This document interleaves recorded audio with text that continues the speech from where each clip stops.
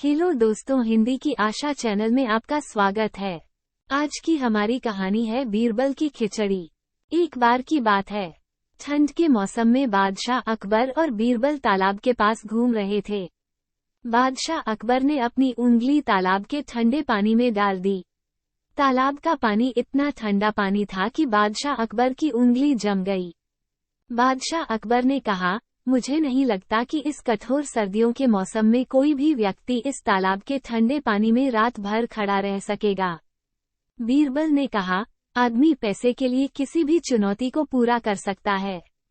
बादशाह अकबर ने एक घोषणा की कि यदि कोई व्यक्ति पूरी रात तालाब के ठंडे पानी के नीचे खड़े रह सकता है तो उसे 1000 सोने का सिक्का से पुरस्कृत किया जाएगा।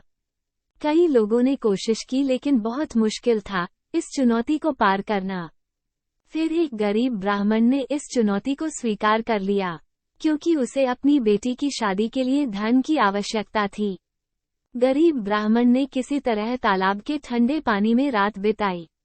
रात भर चौकीदार ने उस पर नजर रख रहा था, लेकिन उसने किसी तरह से चुनौती को पूरी कर दी। सुबह जब बादशाह अकबर से गरीब ब्राह्मण ने अपना इनाम मांगा, बादशाह अकबर ने अचरज से पूछा, इतनी ठंडी रात में आप पानी के बीच में कैसे खड़े हो सकते हैं? गरीब ब्राह्मण ने कहा, मैं आपके किले के जलते हुए दीपक को देखा और सोचता रहा कि दीपक मेरे साथ है। इस तरह आग की लौ ने मुझे ठंड से बचाया और रात बीत गई। ये बात सुनकर बादशाह अकबर ने तुरंत इनाम देने से इनकार कर दिया। बादशाह अकबर ने तर्क दिया कि उस दीपक की गर्मी से आप रात भर पानी में खड़े रह सकते हैं, इसलिए आप इनाम के हकदार नहीं हैं। बेचारा गरीब ब्राह्मण उदास मन से रोता हुआ दरबार चला गया। जब बीरबल ने ये देखा तो उसे बहुत बुरा लगा, क्योंकि वह जानता था कि यह अन्याय गरीब ब्राह्मण के साथ किया गया था। उसने गरीब ब्राह्मण के अधिकार प्राप्त करने का निर्णय लिया। अगले दिन बादशाह अकबर ने दरबार में देखा कि बीरबल मौजूद नहीं थे, तो बादशाह अकबर ने एक सिपाही को बीरबल के पास भेजा। जब सिपाही बादशाह अकबर का संदेश लेकर बीरबल के पास पहुंचा तो बीरबल ने कहा, वो तब तक दरबार नहीं आएंगे जब तक उनकी खिचड़ी पक नहीं जाती।